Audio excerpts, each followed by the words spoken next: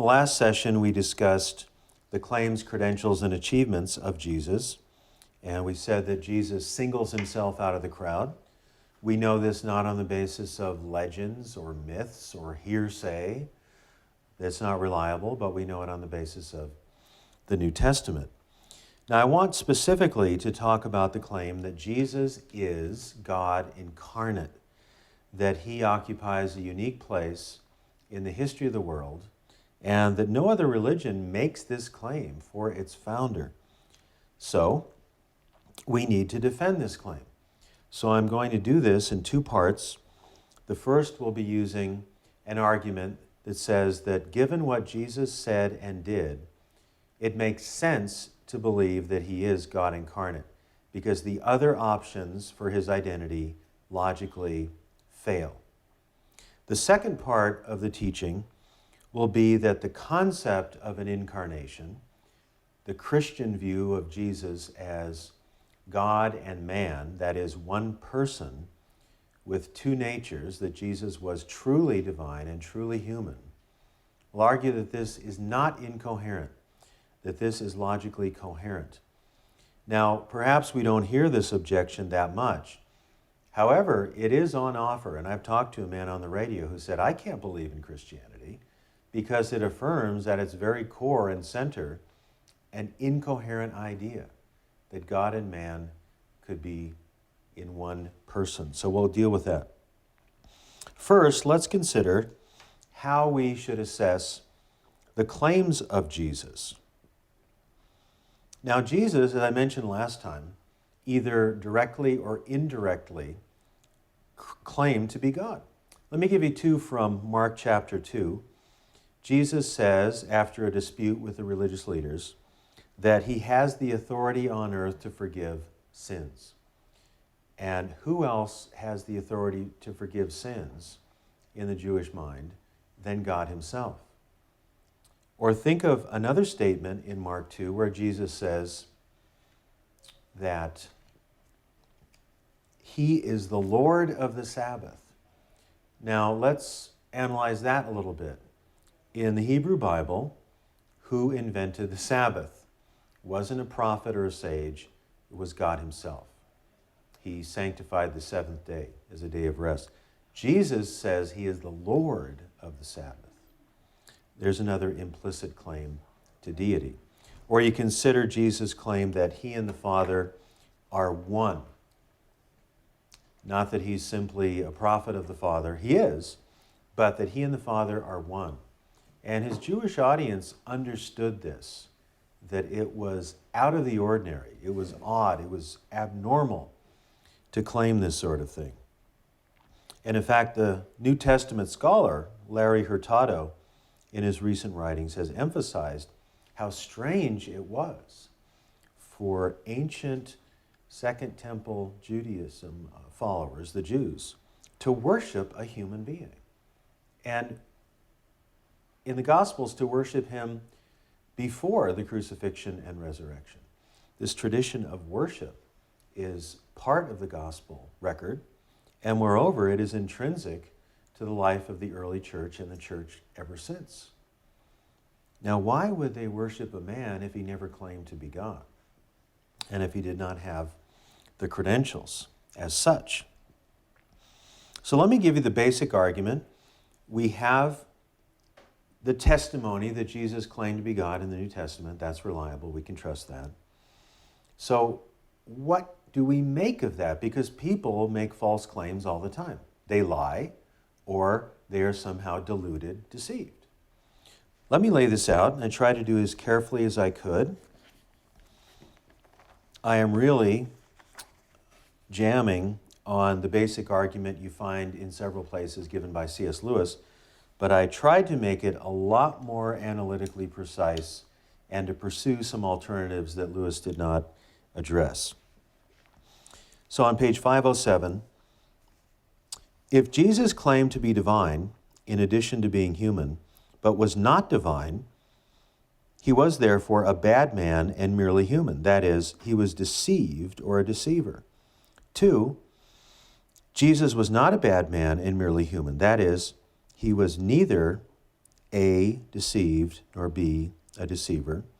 Therefore, Jesus was divine, in addition to being human.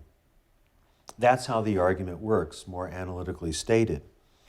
Let me give you a very famous quote from C.S. Lewis that highlights this so marvelously, this basic idea. This is from Mere Christianity. A man who was merely a man and said the sort of things Jesus said would not be a great moral teacher. He would either be a lunatic on the level with a man who says he is a poached egg, or else he would be the devil of hell. You must make your choice. Either this man was and is the Son of God, or else a madman or something worse. You can shut him up for a fool. You can spit at him and kill him as a demon. Or you can fall at his feet and call him Lord and God. But let us not come with any patronizing nonsense about his being a great human teacher.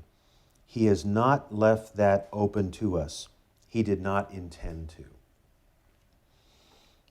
I think that's one of the most quoted passages out of the corpus of C.S. Lewis, and rightly so.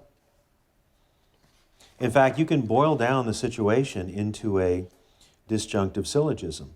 Jesus was either God incarnate or a bad man. So how do you argue with a disjunctive syllogism? You eliminate one of the options. So we're going to try to eliminate the option that he was in some way, significant way, a bad man. Well, there are various ways of attacking this argument. You can say, Jesus never claimed to be one with the Father. He never claimed to be God. He never really accepted worship. Now, if our arguments for the reliability of the New Testament are sound, and if we've interpreted those passages correctly, he did in fact make those claims. That is, these are not posthumous fictional compliments paid by writers a long time after the life of Jesus. We appreciate Jesus, he's meaningful to us, therefore let's make him say that he was divine. Let's raise his metaphysical status in accordance with our appreciation of him. That's not the case. So we are left with these claims that Jesus was divine, that he himself made, and moreover, that the apostles made. Think of Colossians 2:9. The fullness of the Godhead dwells bodily in Christ Jesus. The fullness of the Godhead dwells bodily. And we have many other passages as well. Now, what about the idea that Jesus was a guru? That is, he was not a man who claimed to be God incarnate, but he was a teacher of wisdom. He was a man who taught us to transcend our bodies and to realize oneness with a universal essence or force or principle or consciousness. I've read many books that argue this. They don't argue it well, but I wrote a book some years ago called Jesus in an Age of Controversy, and that was a book of Christology aimed against what could be called New Age or mystical Christology. Now, you cannot interpret the biblical documents that way. You have to engage in a number of hermeneutical and exegetical fallacies. And you find some of the worst interpretations I've ever seen trying to make Jesus into a pantheistic guru. All right? That doesn't work. Moreover, if you appeal to other sources about Jesus to construe him as a guru, the other sources are not reliable. The New Testament is the most reliable source by far about the life and teachings of Jesus. So he did not teach pantheism, that everything is divine. He did not teach monism, that everything is one. He did not say that I have attained God consciousness and you too can attain God consciousness. He didn't claim to just be a way shower, but the way itself. John 14:6. Jesus believed in an infinite personal God distinct from the creation, and that he was the unique incarnation of that God. These are not the teachings of a guru. For more on that, look at my book, Jesus in an Age of Controversy. Let's consider another possibility, and that is that Jesus was a bad man. First of all, that he was a deceiver. That is, he was a moral failure. So he claimed to be God, knowing full well that he was not God, he was merely a finite human being. That's a logical possibility, because people can make claims they know are false. They can augment their resume, so to speak. Now, this is fairly common, sadly, in American culture. However, this would not just be a small lie. There is such a thing as a small lie. This would be the lie of all lies. A mere man claims to be the maker of the universe. Now, if someone did that, you need a credible account of why the person did it. Now, we're talking about the deceiver possibility, not the deceived. So Jesus here is a moral failure. Consider first century Judaism. The Jews are rigorously monotheistic. So Jesus, coming into that culture, knowing the teachings of Judaism, would never claim to be God incarnate if he believed he wasn't. What possible benefit could someone derive from that kind of situation? In fact, you would be viewed as a heretic. In fact, you might be killed. So I see no reason, no self-interested reason, no altruistic reason why Jesus would claim to be divine when he knows that he is not. There's no benefit in it. There's no psychology that would make any sense of this kind of thing. Furthermore, what about his teachings? His teachings regarding integrity, his ability to reason morally and reason in other ways with other people. He was a man aiming at truth, communicating truth wisely in any number of ways. And you see him as a man of compassion, a man of moral rectitude. Now, if he is all those things, how could he also be a liar at the highest level of lie? A mere man claims to be God and knows he is not God. This is simply not credible. Now, what about the possibility that Jesus was not a deceiver, a moral failure, but he was deceived? That is, he was a mental failure. This takes two forms: that he was a complete lunatic or that he was just idiosyncratically insane. Now, by idiosyncratically insane, I mean that he was insane about his own identity. He thought he was God and he wasn't. But he was sane in the other areas of his life. Let's say basic moral teaching and how to go to bed at night and how to eat food and so on, and how to basically get along with people, those kinds of things. Well, it doesn't make sense because the teachings and life of Jesus focused like a laser beam on his own identity. So you really cannot separate the teachings from the teacher. And if the teacher thinks he's God and is deceived about it, then it doesn't make sense that the rest of his teachings would be sane and logical and so on. So in the first place, that kind of idiosyncratic delusion or insanity is very rare. It does happen once in a while. So it's not likely to occur in the life of Jesus. And moreover, it doesn't make sense in the overall contours of his teaching and of his life. Now, what about the idea that he was completely a lunatic? Not just idiosyncratically so, deluded about his identity, but basically right about everything else, or at least normal about everything else. Let's say he was mad as a hatter. Well, again, we go back to the sanity and sobriety and sagacity of his teachings. These are not the teachings of a madman. You consider his ability to lovingly interact with all manner of people. This is not a madman. So we've eliminated Jesus as a moral failure, and we've eliminated Jesus as a mental failure.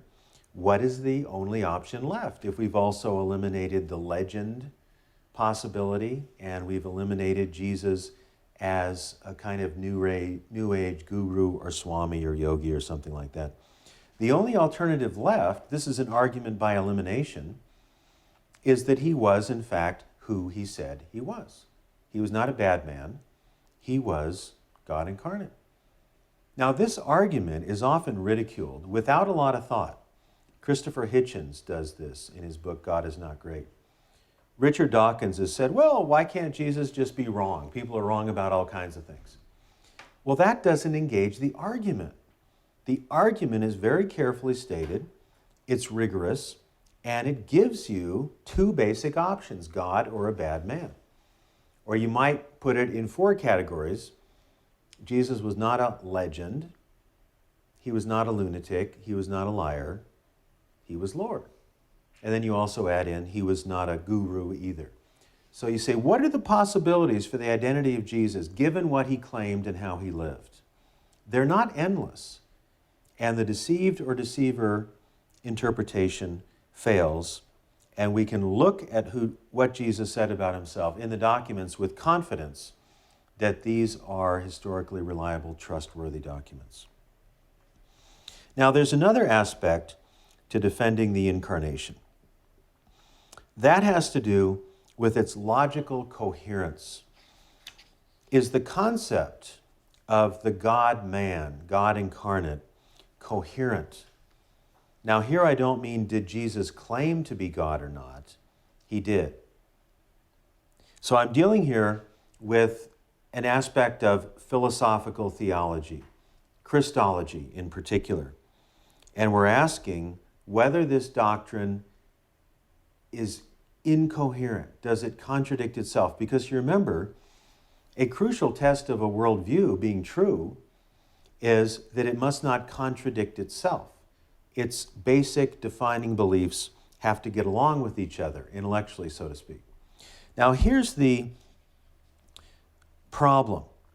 The idea is that you could not say that an infinite God, a God who's all-powerful and all-knowing and so on, could take a human form, because humans are finite and not all-powerful and not all-knowing. So you can't have some kind of incarnation with God taking on a human nature, because that being would be both infinite and finite, both all-knowing and not all-knowing. That's a contradiction. Now, some have taken this to be an unsolvable paradox. Soren Kierkegaard argues this in Philosophical Fragments. The disjunction that he emphasizes is the eternal entering time. And he thinks that that really makes no sense, it's a paradox, and it can't be solved. Now, I'm concerned about paradoxes that can't be solved because they look suspiciously like contradictions. And you simply do not want to affirm, implicitly or explicitly, a contradiction right at the heart of the Christian worldview. And you can't cheat. You can't say, well, we have a contradiction at the heart of our worldview, but we'll criticize your worldview for having contradictions. You need to play fair with respect to apologetic method and the criteria for worldview assessment, as I mentioned in chapter 3. Now, briefly, there's really no problem with the idea of God entering into time if God is, in some sense, a being who experiences duration and a being who, in a very special way, is in time. That is, he is in sync with the creation, and at one time he had not incarnated, at another time he had. So you see a kind of sequence and duration in the character of God. God is above our time, and God is not limited by time the way we are. And God existed before any physical objects existed or any natural laws existed that could calibrate time, certainly. But that problem of the eternal entering time is really not that difficult, metaphysically or philosophically. But first of all, let's consider what the doctrine of the incarnation is, biblically and in the creedal history of the church. To simplify quite a bit, the claim is that Christ is one person, not two people, who has a divine nature and a human nature, and these natures are neither fused nor confused. This is called the hypostatic union, and it was most thoroughly developed at the Council of Chalcedon in 451 AD. And I have a big chunk of that doctrine in the book, and I won't have time to read it here. But I've stated the essential idea. So the metaphysics of the incarnation is the metaphysics of a hypostatic union. Now, some claim that this is simply impossible. It's like affirming that something is a square and something is a circle. It's both perfectly a square, only a square, and perfectly a circle, and only a circle. So this is simply logically inconsistent, contradictory.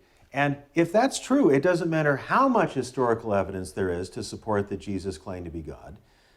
The argument I gave, developing C.S. Lewis's argument, doesn't matter because a human cannot also be God. Deity and humanity, too different, too great of a disjunction. Well, let's consider some ways of dealing with this that are significant. First of all, how not to deal with it. Do not say in your teaching or preaching or apologetics or your evangelism that Jesus is 100% God and 100% human, because that is a contradiction. For example, something cannot be entirely red and also entirely blue. What do you want to say in formulating this doctrine? What you should say is that Jesus was truly divine and truly human. He was not merely human, but he was, in fact, human. But he does not possess incompatible properties. So we say Jesus as divine accepts worship. Jesus as human, of course, also accepts worship, but only because his human nature is joined with the divine nature. So God has the right to command and receive worship, and Jesus, as God incarnate, has the right to do that. But if we think of God as God, we think of the qualities of omniscience and omnipotence and so on, and we think of the qualities of the human, we think of limitations. So we need to somehow reconcile the limitations of Jesus with the deity of Jesus. So it involves the sense that while the Logos, the second person of the Trinity, did not cease to be God in the incarnation, that God the Son put aside or suspended his right to use some of his divine prerogatives, such as being omniscient and so on. Because Jesus says things like, "Who touched me?" So he was legitimately ignorant of certain things. But he purposefully put those things aside in order to incarnate. Now, I think that Jesus could have had access to his divine nature. Obviously, the human nature had access to the divine nature, but Jesus willfully limited that and suspended some of those activities. He did not cease to be God. Sometimes you find Christian writers who say that Jesus put aside his deity to incarnate. Well, what's the problem with that? There would be no incarnation because he renounced, or at least he put on hold, his deity. Well, that makes no sense. And why would Jesus receive worship if he's not divine? Why would he claim to be divine when at that point he's not divine? In fact, there's a hymn that says, "Emptied himself of all but love." That's pretty bad theology. And you should be able to sing your theology with integrity. Let's talk about this a little bit. Now, when we say that Jesus emptied himself and took on human nature, think of the great hymn in Philippians 2, 5 through 11. It doesn't mean that he ceased to be divine. So what does it mean? Let me use a parallel. an analogy. Let's say Michael Jordan, during the height of his career as a basketball player with the Chicago Bulls, plays a pickup game of basketball with some teenagers in Chicago. Now, to have fun, he will not use all of his abilities. He will voluntarily limit some of his abilities in order to have a fun game with these teenagers.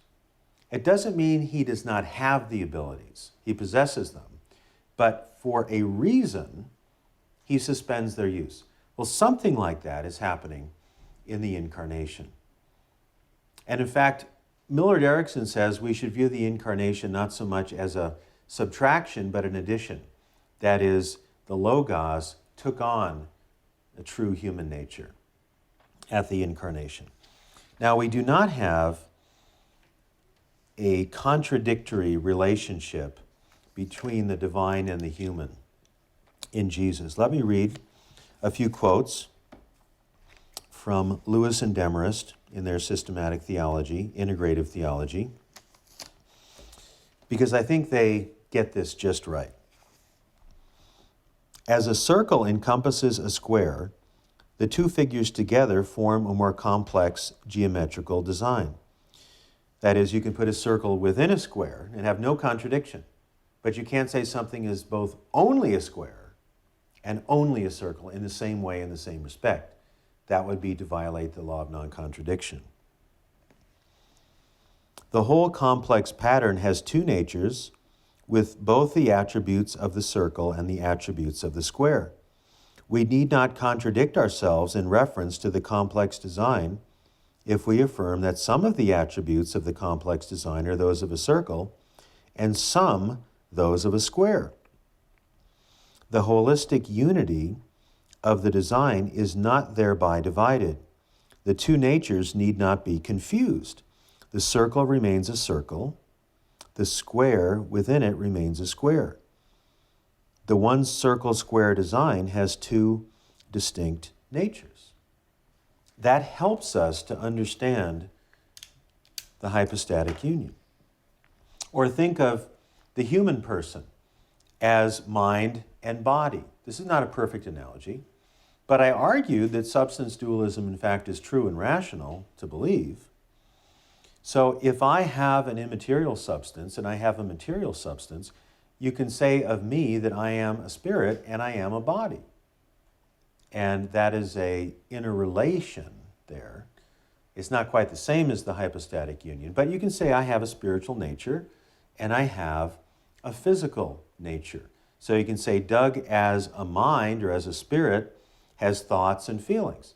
Doug as a body has size and weight, in fact too much weight, and has other qualities of a body. So these are called qua propositions. The human qua mind thinks and feels and so on. The human qua body has material attributes such as size and weight and color and so on. So we can say Jesus qua human was ignorant of some things. Obviously, he claimed great authority in the knowledge of God and salvation and so on. He was ignorant of some things. He got tired. Jesus as God is omniscient, knows all things, and of course does not get tired. So you use these qua propositions and you distinguish between the divine nature and the human nature, but you don't divide them. Neither do you confuse them or fuse them. Now this is a delicate proposition, a delicate doctrine of the incarnation. But if we work at it logically, and if we're faithful to the biblical materials, and if we take seriously the creedal formulations of this, particularly at Chalcedon, we will have a strong and applicable doctrine that we can offer in the realm of apologetics. And even if it doesn't apply to apologetics with unbelievers, we should have a rich philosophical theology. It's not honoring to God to get the incarnation wrong and say things like Jesus emptied himself of deity. I've read that in a book I will not mention because I feel charitable at the moment. Or to say somehow that Jesus is 100% deity and 100% humanity. I heard that preached once. The preacher said it and he said, don't try to understand it, just believe it. Well, I need to be able to understand it to some degree to even believe it is the case. I've argued that the best understanding of Jesus is God incarnate. He was not a liar. He was not a lunatic. It was not a legend. He was not a guru. And that the doctrine of the incarnation is coherent. It makes sense. So let's keep all this in mind when we engage our apologetic projects.